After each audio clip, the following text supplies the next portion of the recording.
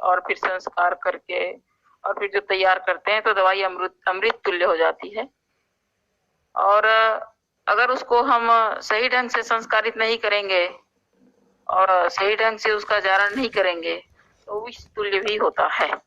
इसलिए हमको ध्यान रखना है कि अपने शास्त्रों में जो निर्देश दिया गया है उससे भी और अच्छा से अच्छा शुद्ध करके और दवाइयों को शास्त्रोक्त विधि से बना करके फिर प्रयोग में लें, पहली बात। अब दूसरी बात, हम अपन विषय पर आ जाते हैं कि आयुर्वेद में रस शास्त्र का, रस औषधि का महत्व क्या है। तो आयुर्वेद में जो काष्ठ औषधि है उसके साथ में रस औषधि अगर मिल जाती है तो औषधियों का जो पावर है, औषधियों की जो क्षमता है वो हजारों गुना बढ़ जाती है।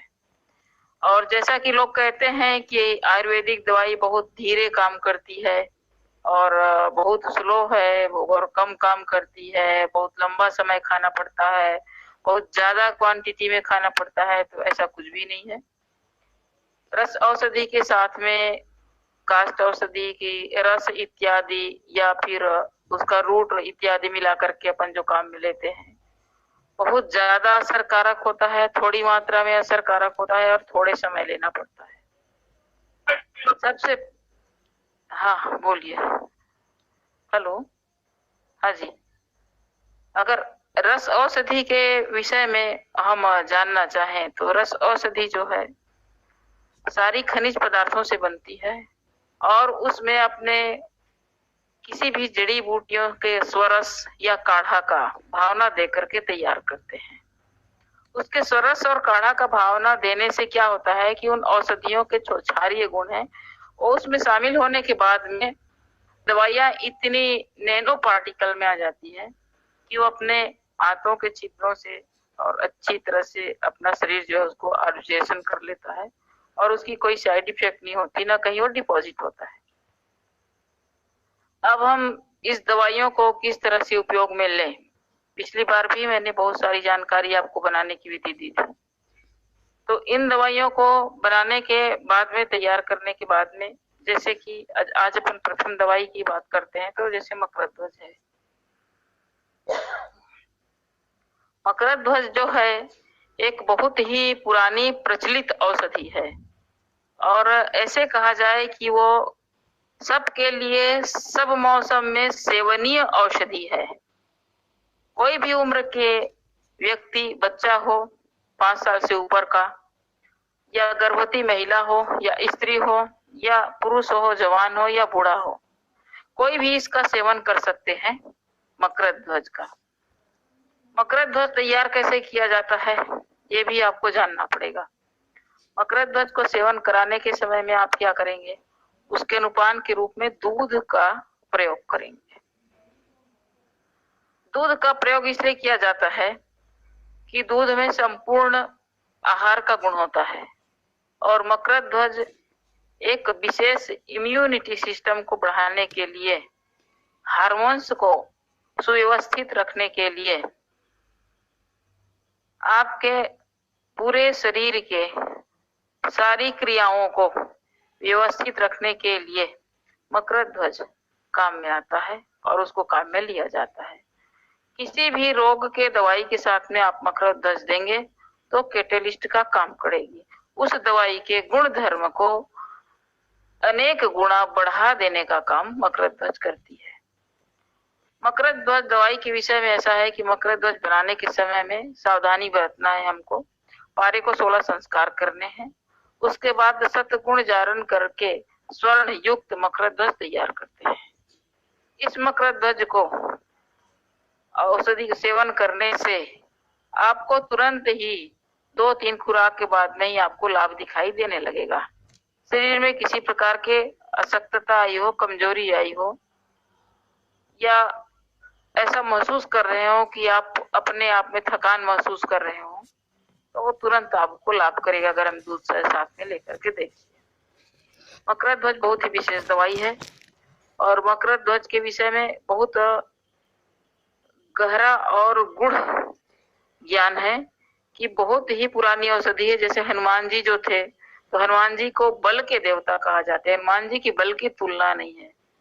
तो आपने ये सुना है, वो इतिहास में हुआ है, असत्य नहीं है, ना कोई इसमें किद्वंती है। तो हनुमान जी के जो पुत्र थे उनका नाम था मकरध्वज, और वो हनुमान जी से भी बलशाली है, इसलिए मकरध्वज को ताकत की दवाई के नाम से जाना जाता है। हेलो, मेरी आवाज सुन रहे हैं? हाँ, सुनाई देती है। हाँ बिल्कुल क्लियर आ रही है, क्लियर आ रही है। हाँ जी, हाँ जी, हाँ जी। अब हम मकरध्वज के बाद में, ये मकरध्वज आपकी काष्ठ औषधियों के जो भी सेवन करेंगे उसकी ताकत को बढ़ा देगी। अगर मकरध्वज किसी के पास में लेने के लिए आपकी इच्छा हो तो कोई अच्छी कंपनी का लीजिएगा जो शास्त्रोक्त विधि से बनाते हो। अन्यथा क्या है कि कभी कोई लोकल चीज ले लें और मरकरी कहीं डिपॉजिट हो जाए शरीर में और नुकसान करे, तो उसके लिए भाई आप मेरे को न कहेंगे कि माता जी ने कहा था, पहले बहुत विचार करके लीजिए। उसकी परीक्षा बताती हूँ आपको। मकरध्वज का गोली लीजिए और छोटी सी कटोरी में रख करके उसको गर्म करें। अगर धुआं निकलता है तो वो कच्चा मानिए, जो अच्छी तरह से जारण किया हुआ होगा वो उसमें से धुआं नहीं निकलेगा, पारे का दिखाई देगा। और उसके बाद में अपन आ जाते हैं रसराज रस पर। मकरध्वज के बाद रसराज रस औषधि जो है बहुत प्रचलित औषधि है। रसराज रस का बहुत अच्छा स्थान है आयुर्वेद में, और रसराज रस में 64 दिव्य औषधियों की भावना दी जाती है जब रसराज रस तैयार होता है। जैसे कि अपन ने कुपीपक रसायन तैयार किया और स्वर्ण और रजत का वो भस्म ले लिए, अभ्रक भस्म ले लिए। उसके बाद 64 दिव्य औषधि में जो भी मिल जाए उसकी भावना दे करके घुटाई कीजिए, जब आपका रसराज रस तैयार होगा। रसराज रस का विशेष महत्व यह है कि जैसे 60 के बाद अक्सर उम्र में अल्जाइमर हो जाता है, लोगों को भूलने की आदत हो जाती है और मेंटल डिसऑर्डर हो जाता है, या किसी भी तरह का स्पार्किंग कंपनवात, या हाथ पैर में लकवा के कारण आई हुई अशक्तता, जो हाथ पैर नहीं चला सकते हैं, नहीं उठा सकते हैं, ऐसे रोगों में रसराज रस का बहुत अच्छा महत्व है। एकांग वीर रस के साथ में हम रसराज रस को दे सकते हैं लकवा में, और अगर अल्जाइमर है तो रसराज रस के साथ में ब्राह्मी बटी दे सकते हैं।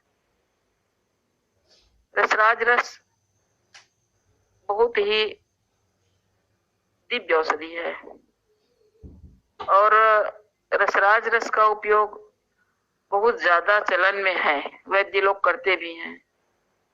तो रसराज रस बनाने के लिए सबसे पहले हर एक चीज में, जैसे अपन ने बताया कि पारे के शुद्धिकरण करना है, इसके बाद में स्वर्ण के साथ जारण करने से उसका लाभ क्या होता है। जैसे आपने 16 संस्कार पारे का किया, उसके बाद आप उसमें स्वर्ण डाल करके अगर उसको जारण करेंगे तो वो स्वर्ण और पारे का अणु मिल करके उस दवाई की गुण धर्मो क्षमता को अनेक गुना बढ़ा देते हैं।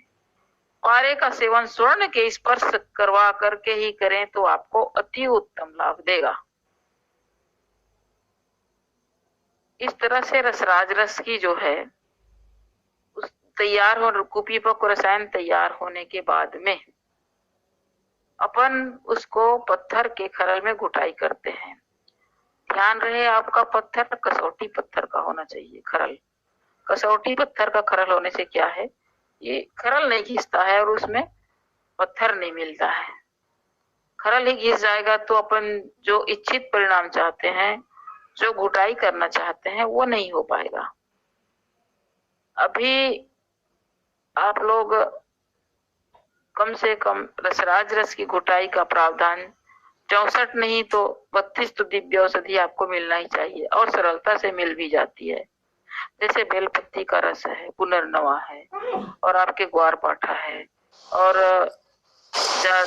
अश्वगंधा है, सतावरी है, ये जो आसानी से मिलने वाली औषधियां हैं, इन औषधियों के स्वरस से उसकी घुटाई करिए।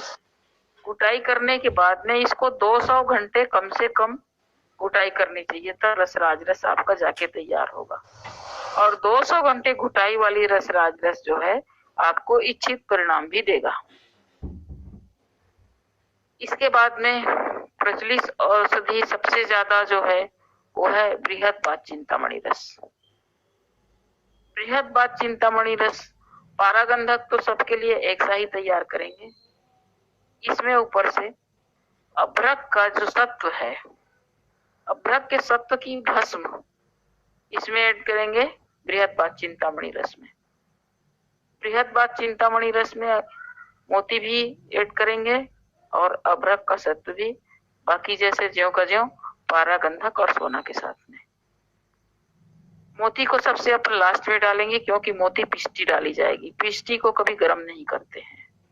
तो जारण करने के साथ में अपन अभ्रक और सोना डाल सकते हैं और कुपीपक को रसायन तैयार होने के बाद में फिर घोटते समय मोती को डालना है। इसको घोटने के लिए धतूरे का स्वरस, पंचांग का, और फल न हो उसके साथ में, उसका रूट हो, तना हो, पत्ती हो, फल न हो, फल डालें। और ग्वार पाठे का रस और अधिकतर भाग में गुलाब जल लेकर के बृहदबात चिंतामणि रस को भी कम से कम 200 घंटे की घुटाई करें। धतूरे के स्वरस के कारण ये दर्द में बहुत ज्यादा लाभ पहुंचाता है। चारण के बिना डायरेक्ट जारण हो जाता है? चारण अपन ने 16 संस्कार पहले कर चुके हैं ना पारे को। 16 संस्कार के विषय में पहले चैप्टर में मैंने आप लोगों को बताया था, और 16 संस्कार में चारण संस्कार तो आ ही जाता है, उसके बाद में चारण किया है हमने। ओके। हाँ जी। और 200 घंटा घुटाई करने के बाद में फिर उसको आप गोली के रूप में बना सकते हैं। अच्छा, सबसे महत्वपूर्ण बात यह है कि आपको रस औषधि किसी भी व्यक्ति को एक दिन में इतनी मात्रा देनी है। 5 साल से ऊपर के जो बच्चे हैं उनको 25 mg दिन में 4 बार दीजिए। 125 mg की गोली साधारणतः बनती है, उसको 4 भाग करें और शहद के साथ में अच्छी तरह से घुटाई करके दें। अगर उनसे बड़े उम्र के हो गए, 18 साल के हो गए हैं, तो उनको एक एक गोली, किसी भी दवाई को देने के समय आपको ये ध्यान रखना है कि ज्यादा मात्रा में एक ही बार दवाई का डोज, ओवरलोड दवाई, लोडिंग दवाई नहीं देना है कभी भी। आपको जितनी मात्रा देना है उसको 4 भाग में डिवाइड करिए, भले आप दिन में आपको 6 बार औषधि देनी पड़े। उससे क्या होता है कि औषधि का शोषण अच्छी तरह से आंत कर लेती है और शरीर में जहां भी जाना है उसको फैला देती है, पहुंच जाती है। आप ज्यादा दवाई एक ही बार देंगे तो कभी भी कुछ भी रिएक्शन कर सकता है, कुछ गर्म लग सकती है, कुछ अजीब सा महसूस हो सकता है। तो आप हमेशा ये बात ध्यान में रखें, कोई भी औषधि देना है, कभी भी देना है, या कास्ट औषधि हो या फिर लिक्विड औषधि हो, आशा वरिष्ठ हो या कोई भी दवाई हो, तो हमेशा आपको अगर 15 ml देना है लिक्विड दवाई तो उसको 5-5 ml करके 3 बार दीजिए। रस औषधि में आपको अगर 250 mg देनी है तो उसको 50-50 mg करके 5 बार दीजिए। दूसरा कोई रोग हो तो दे सकते हैं, मानो कि डायबिटीज हो, दूसरा कोई रोग? हाँ, डायबिटीज में आराम से, डायबिटीज में देने में कोई दिक्कत नहीं है। रस औषधि डायबिटीज में आराम से दी जा सकती है। कौन से खुराक के साथ दे? डायबिटीज में उनको अपन दे किस लिए रहे हैं वो समझना है। प्रश्नोत्तरी बाद में। हाँ मैडम को ओके। तो जो बृहदबात चिंतामणि रस है वो बहुत ही दिव्य औषधि है, और बृहदबात चिंतामणि रस के लिए जैसे पुराना से पुराना ज्वाइंट पेन है या आपके स्पॉन्डिलाइसिस है या आपके किसी भी तरह का दर्द कहीं भी है पुराना से पुराना, तो आप इसको दे सकते हैं। बशर्ते जो भी रस औषधि खिलाते हैं उसके पहले थोड़ा सा विरेचन दे करके शरीर को शुद्ध कर लें। क्योंकि रस औषधि शरीर में पड़े हुए मल को भी उत्तेजित करेगा। तो उस मल के द्वारा आपको पहले अजीब सा महसूस होगा, जैसे पेट में वायु भर जाएगी या गर्म लगेगा। तो सबसे पहले तो आपको पेट का भी ध्यान रखना पड़ेगा कि अच्छी तरह से विरेचन दे करके साफ करके फिर रस औषधि शुरू कराएं। ये चिकित्सकों की जिम्मेदारी है। उसके बाद में अपन बृहदबात चिंतामणि रस पर आ जाते हैं। तो किसी भी प्रकार के दर्द में दिया जा सकता है। दर्द के अलावा जैसे एक कुष्ठ रोग की शुरुआत होती है जिसमें झुंझुनाहट होती है, जिसको बोलते हैं बहुत टाइम से ज्यादा खाली चढ़ रहा है हाथ में पैर में, या कोई अंग शून्य होता हुआ समझ में आ रहा है, तो उसमें भी इसका उपयोग आप कर सकते हैं सफलतापूर्वक। जैसा बोलते हैं कि माइग्रेन का दर्द हो रहा है, तो माइग्रेन के दर्द में भी विरेचन देकर के पेट साफ कर करके और बृहदबात चिंतामणि रस का उपयोग कर सकते हैं। बृहदबात चिंतामणि रस के साथ में शुद्ध गाय के घी का नस्य भी दें माइग्रेन वाले को। तो इस तरह से जिस रोग में भी आपको इसकी योजना करनी है, उस रोग में उस तरह का अनुपान का स्वयं निर्धारण कर ले अपनी बुद्धि के अनुसार। और बहुत ही सुंदर और बहुत ही प्रभावकारी औषधि है बृहदबात चिंतामणि रस। अपन ने 3 दवाई बता दिए। चौथी दवाई आता है त्रैलोक्य चिंतामणि रस। त्रैलोक्य चिंतामणि रस के अंदर में हरताल मेंसिल की भी मात्रा आती है, पारे गंधक स्वर्ण जैसे से पूर्व में अपने कहा है, तो इसमें एस्टर हरताल और मेंसिल भी होता है। तो इसका जो उपयोग है वो भी अपन पिछले रसायनों का उपयोग कर रहे हैं, इसी तरह से करना है, प्रयोग में लेना है। लेकिन इसके साथ में एक आपको ध्यान रखना है कि किसी प्रकार की खटाई का प्रयोग न करें, क्योंकि हरताल मेंसिल होने के कारण किसी भी रस औषधि में खटाई और नमक का वर्ज्य तो करते ही हैं पथ्य कुपथ्य में, लेकिन इसमें विशेष ख्याल रखना है कि खटाई ना दें और नमक में सेंधा नमक दें। सेंधा नमक इसलिए हम कर रहे हैं कि सेंधा नमक का जो पाचन है वो मीठा होता है, पचने के बाद में सेंधा नमक मीठा हो जाता है, इसलिए सेंधा नमक का उपयोग कर सकते हैं। बाकी खटाई तो बिल्कुल भी किसी प्रकार की नहीं चलेगी त्रैलोक्य चिंतामणि रस में। अच्छा, त्रैलोक्य चिंतामणि रस का उपयोग करने के लिए जैसे पुराना जकड़न होता है, कोई भी अंग जकड़ जाता है, उस जकड़न को ज्वाइंट हो या गर्दन हो या कोई भी शरीर जैसे जकड़ जाता है जिसमें बहुत असहनीय पीड़ा होती है और अपन हिला नहीं सकते हाथ को, पैर को या कमर को या सिर को, तो ऐसी स्थिति में, जकड़न की स्थिति में त्रैलोक्य चिंतामणि का उपयोग किया जाता है। अब आते हैं अपन मेन मुद्दा पर, हरताल मेंसिल को शुद्ध करके। हरताल और मेंसिल को शुद्ध कैसे करें? मेंसिल को जो है नींबू के रस में 100 बार घोटने से शुद्ध हो जाता है। हरताल की शुद्धिकरण के लिए अपन जो है उसको पहले स्वेदन करते हैं। हरताल को स्वेदन किसमें करेंगे? गाय के दूध में।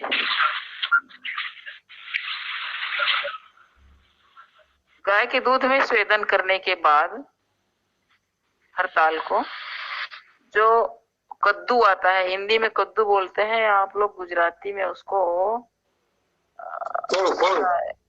कोड़ू बोलते हैं, उसके अंदर में छेद करके और हरताल को भर दें, अंदर कमाल निकाल के, फिर ऊपर से कपड़ मिट्टी करके उसको कंडे की आग में भट्ठी लगा दें।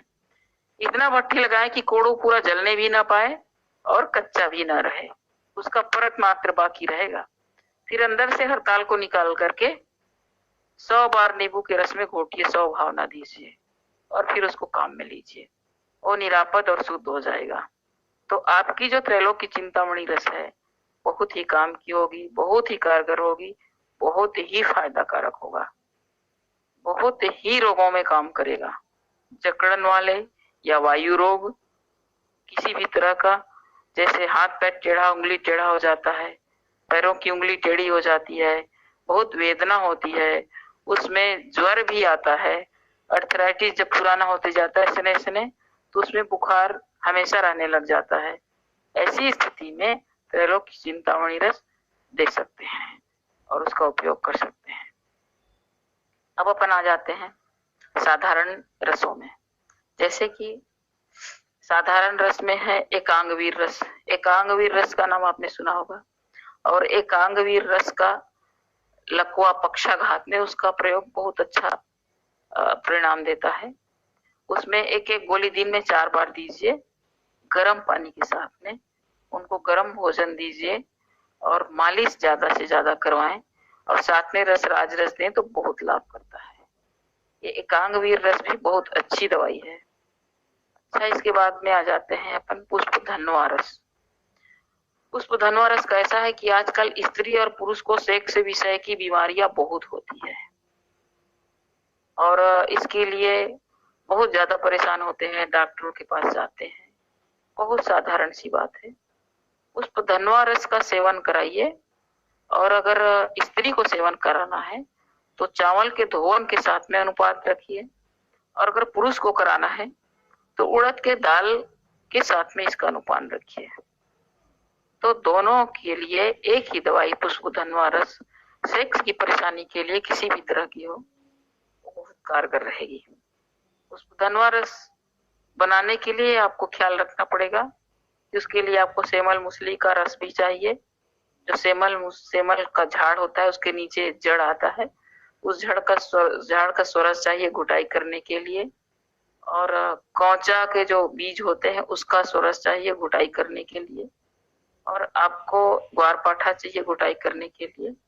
और इस दवाई को तैयार कर लें, अगर अपने हाथ से तैयार करते हैं तो बहुत अच्छा परिणाम देगा बजाय खरीदने के बाजार से। अच्छा, अब अपन चंद्रप्रभा पट्टी में आ जाते हैं। चंद्रप्रभा पट्टी जो है बहुत बढ़िया मूत्र संस्थान के रोगों में काम में आता है। चाहे प्रोस्टेट ग्रंथि बढ़ी हो, चाहे किसी प्रकार का यूरिन इन्फेक्शन हो, या मूत्र मार्ग में तकलीफ हो, जो जलन होती है यूरिन में, उसके लिए भी काम में आता है।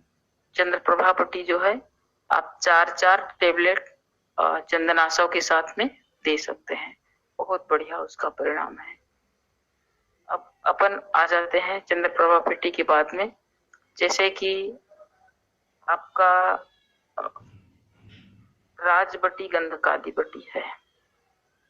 राजबटी गंधकादि बटी बहुत छोटी सी चीज है और उसको बहुत लोग काम में भी नहीं लेते, लेकिन उसका इतना बड़ा काम है कि आम किसी भी प्रकार का पेट में बना हो, आम दोष से बहुत ज्यादा बीमारियां होती हैं। जैसे अर्थराइटिस भी आम दोष का ही एक रूप है, खास करके ज्यादातर रोगों में आम दोष होता है। उसके लिए जो गंधकादि बटी है वो बहुत ही कारगर सिद्ध होती है। अगर अग्नि मंद्य है, वाचन बराबर नहीं होता, भूख नहीं लगती, अगर आपने एक देश से दूसरे देश में प्रवेश किया है, एक जलवायु से दूसरे जलवायु में आपने परिवर्तन किया है, ऐसी परिस्थिति में राजबटी गंधकादि बटी आपके लिए बहुत ही वरदान साबित होगी। आप एक दिन में राजबटी का 4 बटी सेवन कर सकते हैं और बहुत अच्छी तरह से कर सकते हैं गर्म पानी के साथ में। और इसके बाद में आज इतना ही।